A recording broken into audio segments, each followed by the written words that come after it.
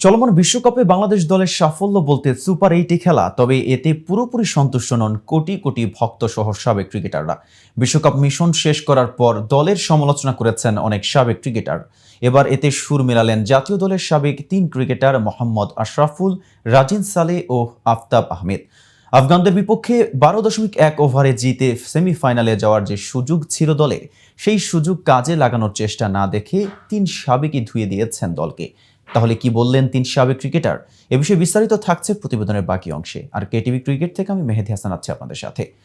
মোহাম্মদ আশরাফুল বলেন, বোলাররা অসাধারণ বোলিং করেছে, তবে ব্যাটিংটা খুব বাজে হয়েছে। ভারত অস্ট্রেলিয়া ম্যাচ বাদে ৫টা ম্যাচ খারাপ করেনি বাংলাদেশ।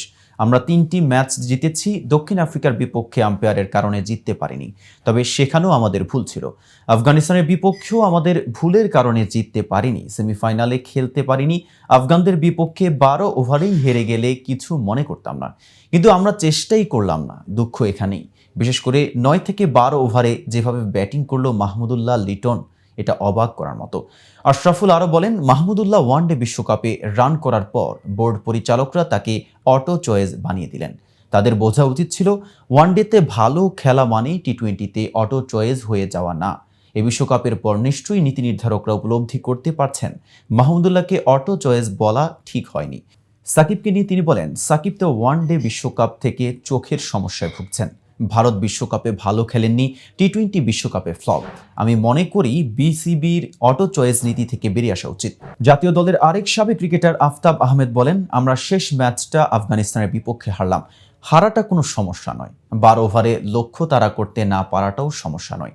কিন্তু সমস্যা হচ্ছে ১২ ওভারের লক্ষ্যে পৌঁছানোর কোনো চেষ্টাই ছিল না দলের। চেষ্টা করলে কি হতো, ১০ ওভারে ৮০ থেকে ৯০ রানে অল আউট হয়ে যাবে, এই তো। তাতে অন্তত মনকে সান্ত্বনা দিতে পারতাম। আমরা চেষ্টা করেছি। সাবেক ক্রিকেটার রাজিন সালেহ মনে করেন, বিশ্বকাপে অসাধারণ বোলিং করেছে বাংলাদেশের বোলাররা। বিশ্বকাপের মতো জায়গায় ভিন্ন কন্ডিশনে তারা দুর্দান্ত বল করেছে। এ কৃতিত্ব তাদের দিতেই হবে।